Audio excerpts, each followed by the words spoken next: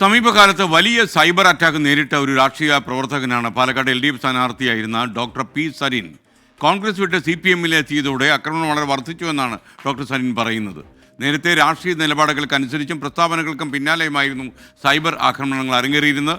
എന്നാൽ ഇന്നിപ്പോൾ അങ്ങനെയല്ല, ഒരു കാര്യവുമില്ലാതെയും ആക്രമണം വരുന്നുവെന്ന് PR സരിൻ പറയുന്നു. എന്നാൽ അതേസമയം അദ്ദേഹത്തിൻ്റെ ഭാര്യ പറയുന്നത് സൈബർ ആക്രമണങ്ങളിൽ മനമെടുത്ത് നിങ്ങൾ സമയം കളയരുതെന്നാണ് ഡോക്ടർ സൗമ്യ സരിൻ്റെ അഭിപ്രായം. സൈബർ ആക്രമണങ്ങൾക്ക് CPM-ൽ എത്തും മുൻപും ഇരയായിട്ടുണ്ട് ഡോക്ടർ പി സരിനും സൗമ്യ സരിനും. സൈബർ ആക്രമണം അതിരുവിടുന്നത് കുടുംബത്തെ കൂടി വലിച്ചിഴയ്ക്കുമ്പോഴെന്ന് ഡോക്ടർ പി സരിൻ. ഞാനാണൊരു രാഷ്ട്രീയ പ്രവർത്തകനായി മുഴുവൻ സമയവും പൊതുമധ്യത്തിൽ അവരുടെ സ്ക്രൂട്ടിനിക്ക് വിധേയനായി നിൽക്കുന്ന ആൾ. എൻ്റെ ഭാര്യയോ മകളോ അങ്ങനെയല്ല, അവർ സാമൂഹ്യ ജീവിയാണെങ്കിൽ പോലും പൊതുപ്രവർത്തകയല്ലാത്തതുകൊണ്ട് തന്നെ, എന്നാൽ പോലും എൻ്റെ രാഷ്ട്രീയത്തെ അവരുമായി ബന്ധപ്പെടുത്തിക്കൊണ്ട് തന്നെ ഒക്കെ പറയുന്നൊരു സമീപനമുണ്ട്. അത് ഏറ്റവും മ്ലേച്ഛമായ രീതിയിൽ വരെ സംഭവിച്ചിരിക്കുന്ന ഒരു കാലഘട്ടമായിരുന്നു കഴിഞ്ഞ ഉപതെരഞ്ഞെടുപ്പുമായി ബന്ധപ്പെട്ടൊക്കെ. പാർട്ടി മാറിയതിനു പിന്നാലെ ആക്രമണം ശക്തമായി.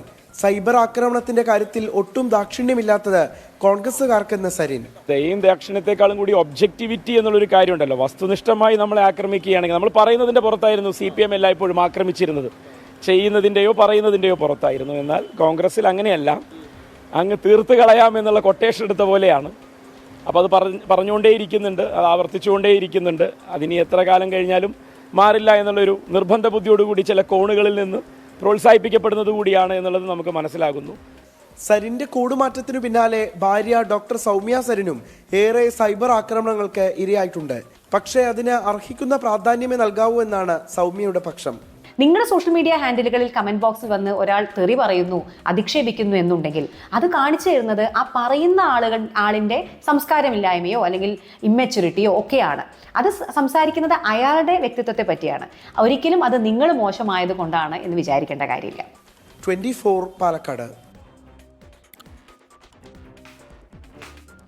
എന്തായാലും ഈ സൈബർ ആക്രമണങ്ങൾ ഉണ്ടാകുമ്പോൾ സൈബർ സെല്ലിന് പരാതി കൊടുക്കാൻ നമ്മൾ തീരുമാനിക്കണം. ഈ വസ്തുതാപരമായ വിമർശനങ്ങളെ നമ്മൾ നേരിടുമ്പോഴും വസ്തുതാവിരുദ്ധമായ നമ്മുടെ കുടുംബാംഗങ്ങളെയൊക്കെ ആക്രമിക്കുന്ന പരാതികളുണ്ടായാൽ ഈ ഡിജിറ്റൽ തെളിവുകൾ ബാക്കി നിൽക്കുമെന്നതുകൊണ്ട് തന്നെ തെളിവുകളെല്ലാം ശേഖരിച്ച് സൈബർ സെല്ലിൽ നിങ്ങൾ അപ്രോച്ച് ചെയ്യണം.